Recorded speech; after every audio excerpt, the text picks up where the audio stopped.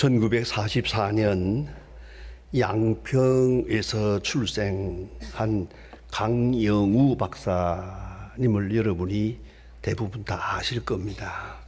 너무나 유명한 분이고 자랑스러운 분이기 때문입니다. 그는 중학교 다닐 때의 사고로 그만 실명하게 됩니다. 그리고 모친과 누나마저 세상을 먼저 떠납니다. 그리고 맹인 고아가 됩니다.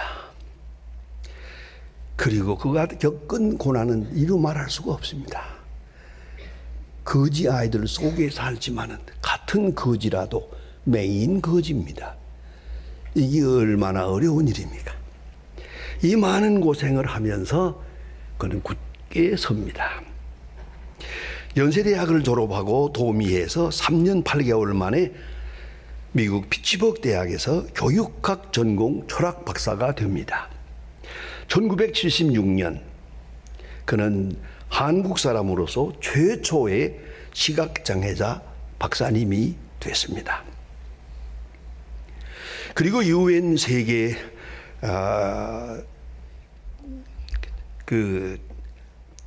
위원회에서 부의장으로 지내고 루즈벨트 재단의 고문으로 지내면서 일생 동안 7억 명에 해당하는 7억 그 많은 사람의 장애인 복지를 위해서 헌신하다가 작년에 세상을 떠났습니다.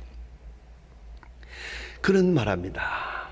시각장애 앞을 보지 못하지만 장애는 걸림돌이 아니다. 이것이 축복일 수 있고 그는 말합니다. 하나님이 내게만 주신 축복이라고. 이제 누가 날들어 눈을 떠라 해도 뜨고 싶지 않다고 말했습니다. 장애를 참고 극복하는 것이요. 참고 극복하는 것이 아니라 장애를 통해서 새로운 세상을 여는 것이다. 우리는 그저 참아야 한다, 극복해야 한다. 아니옵시다. 이 장애를 통해서 하나님이 이루고자 하시는 뜻이 있거든.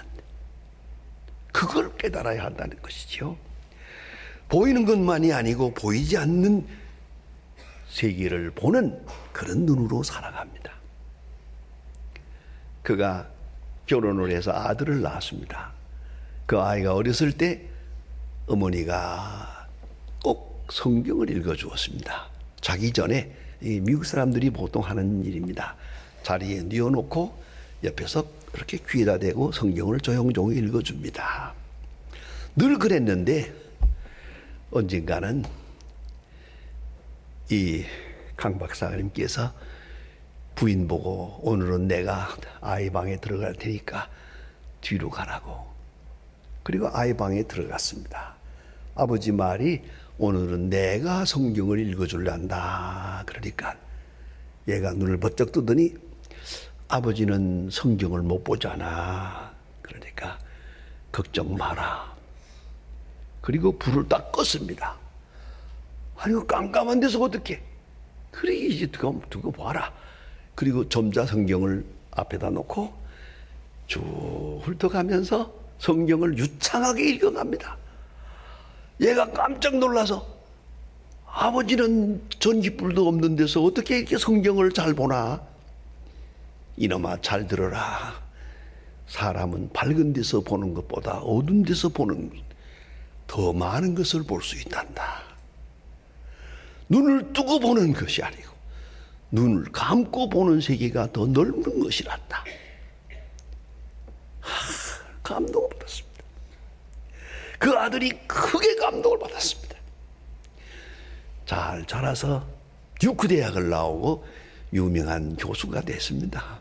여러분, 우리는 눈 뜨고야만 보는 줄 알지만 아니에요. 눈 감고 보는 세계가 더 큰 겁니다. 더 신비로운 우리가 이 형통하는 날에 축복이니 뭐 축하니 뭐 합니다만은 행복이니 논하지만 아니옵시다. 고난당할 때 내가 원하지 않는 많은 어려운 일을 당할 때 그 속에 무궁무진한 하나님의 말씀도 있고 진리도 있고 능력이 함께한다는 것을 잊어서는 안 됩니다. 오늘 성경은 우리에게 말씀합니다. 서기관과 바리새 교인들 성경을 많이 알고 딴에는 성경 전문입니다. 종교 생활의 전문가입니다. 이 사람들이 예수님께 와서 말합니다. 표적을 보여주세요. 표적을 보여주세요. 대단히 중요한 말씀입니다. 여러분, 모든 사건, 이 사건을 그대로 보면 사건이 역사적 사실일 뿐입니다. 여기에 의미를 부여하게 될 때 표적이 됩니다. 하나님의 역사가 그 속에 있다고 볼 때 표적이 되는 겁니다. 사람들은 이거를 자연현상으로 보고 물리적인 것으로 보고 경제적이고 정치적이고 이렇게 보려고 합니다만은 하나님의 사람은 표적을 묻습니다. 왜? 하나님이 하시는 일이 어디에 있습니까? 하나님이 하시는 일이라고 할 때 그게 표적이 됩니다. 예수님께서 많은 역사를 이루시는 중에도 아시는 대로 병을 고치시고 바다 위로 걸어가시고 5,000명을 먹이시고 죽은 자를 살리시고 그 모든 이적이 있지 않았습니까? 그 이적에 대해서 성경은 3가지 단어를 사용합니다. 첫째가 테라스라고 하는 말입니다. 영어로 말하면 원더, 놀랍다는 거죠. 이 우리가 말하는 기적이라는 겁니다. 깜짝 놀랍다. 이건 상상할 수 없다. 뭐 세상에 이런 일이 다 했나? 뭐 이런 거. 깜짝 놀랍다는 현상을 말하는 겁니다. 놀랍다. 내 상식 이상의 일이다. 내 경험과는 관계없는 특별한 사건이다. 놀랍다. 이게 이적입니다. 기적, 이적. 그렇죠. 테라스. 두 번째 단어가 사용됩니다. 그게 바로 두나미스입니다. 영어로 다이나믹이라는 말이 있던데 거기서 나온 말입니다. 두나미스. 이거 하나님의 능력이 여기 나타났다. 하나님의 특별한 능력이 여기 나타났다 할 때 두나미스, 능력. 이것은 능력이다. 이렇게 말하게 됩니다. 그러나 이제 후기에 가서 특별히 사도행전서부터, 미안합니다. 요한복음부터 시작됩니다. 요한복음에 많은 이적이라고 하지 않습니다. 표적이라고 합니다. 그리고 사도행전에 가서 계속 표적이라고 말합니다. 이게 한 단 높은 겁니다. 다시 말해서 자, 한번 공부 한번 합니다. 테라스, 두나미스, 세메온. 이적, 능력, 표적. 이 표적이 사인입니다. 영어로 말하면 사인이거든요. 표적이에요. 사건은 이런 것인데 그 속에 보이지 않는 하나님의 능력, 하나님의 말씀이 있어요. 하나님의 인도하심이 있고 하나님의 섭리가 있고 하나님의 축복이 있고, 그럴 때 우리는 그걸 표적이라고 합니다. 세메온. 그런데 예수님을 따라다니는 모든 사람들이 처음에는 이적이라고 하고 놀랍다. 그 다음에는 이거 하나님의 영역이고 하나님의 역사인가 보다. 두나미스. 그러다가 후기에 가서 점점 깊이 깨달은 다음에야 기독교의 신앙이 완성될 때 가서요 표적이라고 말합니다. 이건 표적이다. 근데 오늘 성경에 이 서기관 이 사람들은 상당히 높은 수준의 신앙의 사람들이거든요. 아주 고급 용어로 사용합니다. 표적이 뭡니까? 그 일반들은 못 알아듣는 말입니다. 세메온이 뭐냐? 당신이 하나님의 사람이라고 하는 표적이 뭐냐? 당신이 하는 일이 하나님이 하시는 일이라고 하는 표적을 보여라. 이렇게 묻습니다. 그런데요, 오늘 성경에 보면 예수님께서 대답을 깊이 합니다. 왜? 상대가 상대니까. 저기 들으려고 하는 게 아니거든. 괴롭히려고 하는 거거든요. 그렇기 때문에 예수님께서는 오늘 본문을 자세히 읽어보면은 요나의 표적밖에는 보일 것이 없다. 다른 말로 이 성경을 해석하면 이런 말씀입니다. 표적은 이미 있었다. 이미 성경에 있다. 너희들이 다 알고 있다. 그러면서 부인하고 다 부인하고 새 것만, 새 것, 좀 더 화끈한 거, 좀 더 화끈한 거 표적을 보여주세요. 이러고 지금 질문을 하는데 그 대답할 가치가 없거든요. 그래 예수님은 오늘 성경 말씀에 요나의 표적밖에는 보일 것이 없다. 이거 성경 역사죠. 벌써 이미 표적은 있었다. 아니 너희들 속에 있다. 너희들이 보고 듣고 깨닫고 있지 않느냐. 그리고 부정하면서 또 새로운 표적만 구하고 있냐. 여러분 도대체 얼마나 세월을 살아가야 하나님의 표적을 읽을 수 있겠습니까? 여러분 이스라엘 사람들이 애굽에서 나옵니다. 그 애굽에서 나와서 많은 표적을 보았습니다. 10가지 재앙을 보았고 굉장하지 않습니까? 근데 하나님이 인도하시는 대로 저들은 구름 기둥과 불 기둥을 따라 나옵니다. 어디로 가느냐? 홍해의 광야길로 나왔습니다. 이렇게 나오고 보니까 앞에는 홍해가 있고 뒤에는 애국 군대가 따라오고 이건 아주 도안에 든 쥐입니다.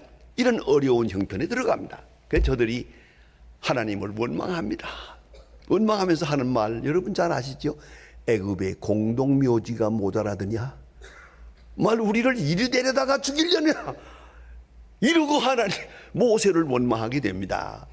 자, 그 다음에 하나님의 명령으로 모세가 그 홍해 언덕에 서서 지팡이로 칠 때 홍해가 갈라집니다. 그리고 이스라엘 백성들이 찬송을 부르면서 홍해를 건너가게 됩니다. 자, 여기에 표적이 어디 있습니까? 홍해의 광야길로 나온 거, 그 자체가 표적이었어요. 막다른 길에 딱 서서 이제 죽었다, 그것도 표적이었어.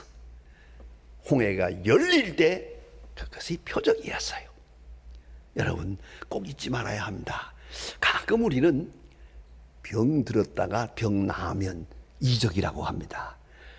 병 걸렸다가 기도하고 또 약을 먹고 어떻게 해서 나으면 놀랍다, 기적입니다. 하지만 솔직히 말할까요?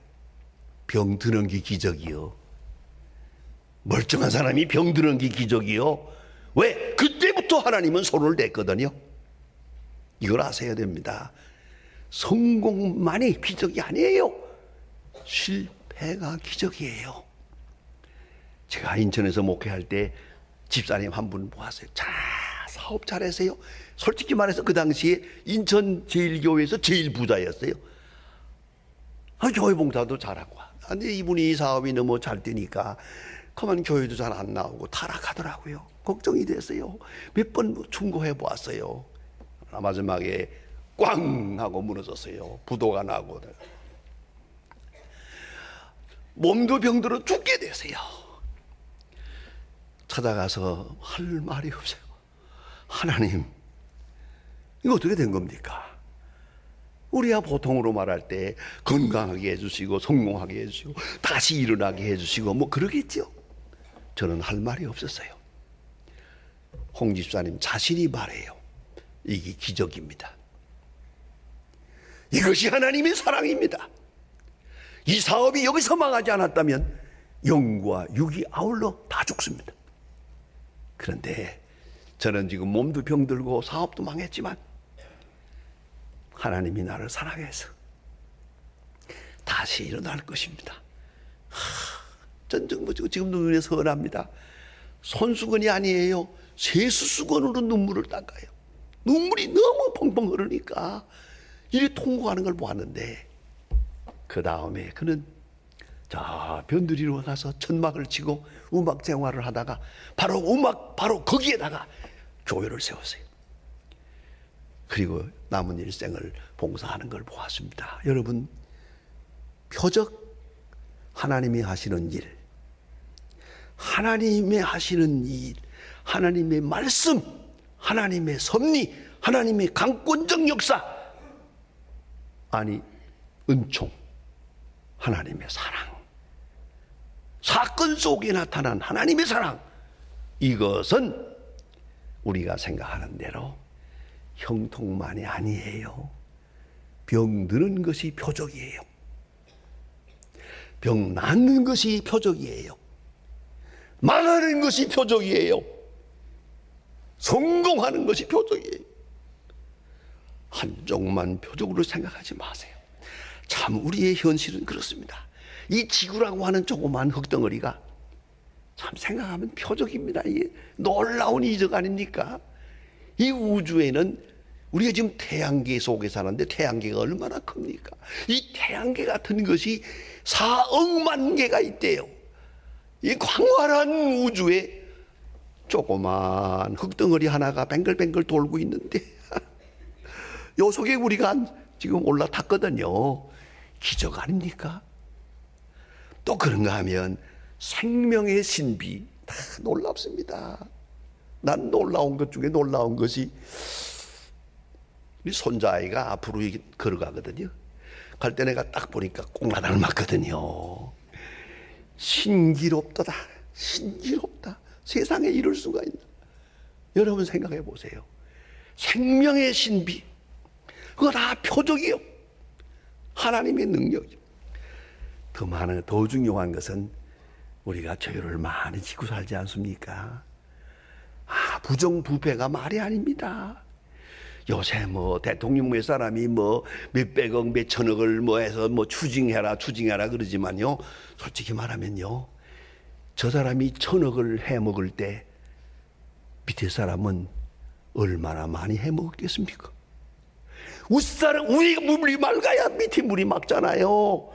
추징 문제가 아니에요. 이거는 한국의 정치를 망쳤고 백성들의 모든 도덕관을 다 망쳐버린 거예요. 이 돈으로 해결할 문제가 아니죠. 생각하면 위에서 저 짓 하고 있고 밑에서 이렇게 죄악으로 많이 했는데 망하지 않은 것이 기적 아닙니까? 이거 기적 중에 기적이에요. 더 경제를 보아도 여기에 부정하고 여기에 뭐라고 요새 난 신문 정말 볼 마음이 없어요. 이 모양을 하고 사는데 오늘 아침에도 무사하고 있잖아요. 여러분 무사히 교회 나왔잖아요. 이것이 기적이에요. 누가 그런 얘기합니다. 한국은 아무리 생각해도 꼭 망해야 되는데 망하지 않는 게 기적이래요. 그거 아닙니까? 깊은 죄가 있습니다. 그러나 아직도 우리는 거룩한 은총 속에 살고 있습니다. 모든 사건 속에서 여러분 허리가 삐걱하거든 하나님의 손길을 느끼세요. 머리가 아프거든 하나님이 이쪽을 친다고 생각하세요. 가다가 넘어질 뻔하거든 여기에 하나님이 나와 함께 하셨다고 생각하세요. 순간순간 표적입니다. 더 중요한 것은 모든 것 중에 가장 중요한 것은 은총이로시다. 은혜 중에 은혜, 오래 참으시는 하나님, 기다려주시는 하나님, 또 복을 주시고 또 기대하시고 또 역사를 이루시는 표적입니다. 표적 아닌 것이 없어요. 하나님의 역사 아닌 것이 없고 하나님 은총 아닌 것이 없더라고요. 그 유명한 아인슈타인 박사는 말합니다. 사람은 두 종류가 있다. 하나는 기적을 믿는 사람이고 하나는 기적을 믿지 않는 사람이다. 여러분 기적을 믿어야 합니다. 기적을 믿고 그 사건 속에 하나님의 손길이 있고 하나님의 음성이 있어요. 하나님의 사랑이 있어요. 오늘도 내게 말씀하세요. 내가 너를 사랑한다. 이것이 표적이에요. 오늘 예수님 말씀합니다. 요나의 표적밖에는 더 보일 것이 없다. 요나가 고레배 속에 들어갔다가 나와서 복음을 전했느니라. 그 요나서를 가만히 보면은 그 요나라는 사람이 심술부진 사람이고요. 아주 엉터리 선지자예요. 아무리 봐도 요나가 못된 사람이에요. 그러나 그 요나를 통해서 주시는 말씀을 듣고 니느웨 백성 전체가 회개합니다. 그래서 구원받습니다. 40일 후에 망하리라고 하나님께서 말씀하셨는데 그 백성이 구원을 받습니다. 여러분, 예수님께서 그 예를 들어서 말합니다. 요나의 표적밖에는 보일 것이 없다. 이미 표적이 있었고 너희들의 생활 속에 표적이 있다 말씀하십니다. 여러분, 살아있음의 기적을 느낍니다. 사건, 작은 일, 큰 일, 전부 그 속에 하나님의 음성이 있습니다. 그래서 옛날에 칼바르트는 그런 말을 했습니다. 우리 예수 믿는 사람은 한 손에 성경, 한 손에 신문. 성경을 읽을 때 하나님 말씀이, 신문을 보면서 하나님의 음성을 들어요. 표적을 읽을 줄 알아야 합니다. 표적 안에 내가 있습니다. 표적 중에 가장 큰 표적은 십자가입니다. 저 십자가 안에 오늘도 주님은 말씀하십니다. 내가 너를 사랑한다고. 모든 사건 속에서 표적을 느끼고 표적을 체험하고 표적을 만지고 깜짝깜짝 놀라며 감사한 마음으로 살아가야 할 것입니다. 저는 아주 젊었을 때 60년대 초에 그때 리더스 다이제스트라고 하는 게 지금도 있습니다만 그 책이 있었는데 그때 번역되기 전입니다. 그 영어로 나올 때 그 영어 공부도 하기 겸해서 그걸 열심히 탐독을 했습니다. 주문해가지고 가지고 다니면서 읽었는데 언젠가 한번 보았더니 거기에 이런 말이 있어요. 어떤 여집사 하나가 목사님한테 가서 고민을 말했어요. 아시잖아요. 여자들은 입만 열면 얼마나 말을 많이 하는지. 뭐 숨 쉴 시간도 없이 그냥 30분 동안을 막 하니까 다 듣고 나니까 기가 막혀서 목사님이 그래서요. To know God, 혹 하나님을 아십니까? 그 당신 생각에 하나님이 없는데 하나님을 생각해 본 일이 있습니까? 그 뜻이에요. 혹 하나님을 아십니까? 하고 물었어요. 그랬더니 이 집사님도 대답이 재미있어요. 목사님은 하나님을 아십니까?